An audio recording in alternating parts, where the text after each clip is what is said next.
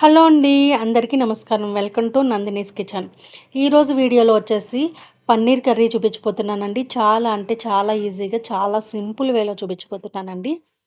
మసాలాలు ఏమీ వేయకుండా చాలా ఈజీగా చేసుకునే పన్నీర్ కర్రీ అండి ఇది. పిల్లలకి బాక్స్‌లో పెట్టిన పెద్దవాళ్ళైనా చాలా మంచి టేస్ట్ అయితే ఉంటుంది. చాలా మంచిగా కూడా ఉంటుందండి.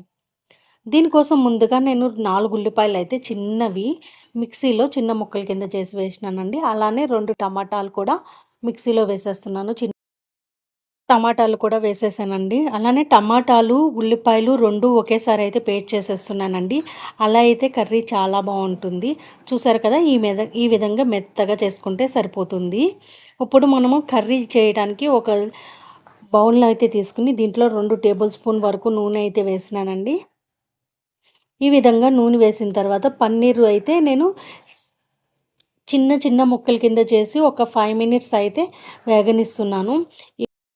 మంచిగా 5 మినిట్స్ అయితే వేయించిన తర్వాత ఒక ప్లేట్‌లోకి తీసేసుకుందామండి.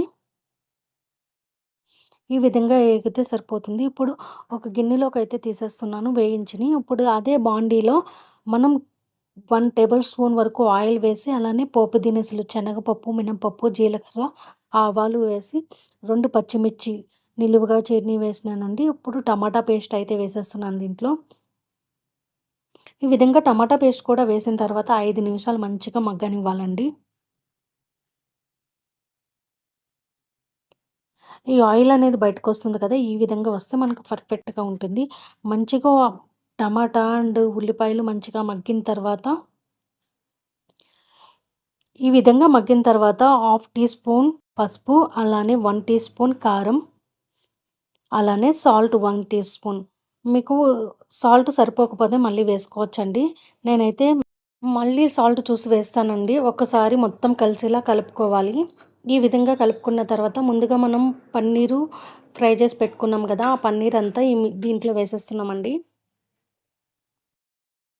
ఒకసారి పన్నీర్ అంతా కలుపుకున్న తర్వాత మనం టీ గ్లాస్ వాటర్ అయితే వేసి మూత పెట్టుకుంటున్నామండి. మూత పెట్టిన తర్వాత ఒక 5 మినిట్స్ తర్వాత చూస్తున్నాము. ఇది చాలా అంటే చాలా మంచిగా దగ్గరికయింది. చూసారు కదా! ఎంత మంచిగా అయితే అయ్యిందో.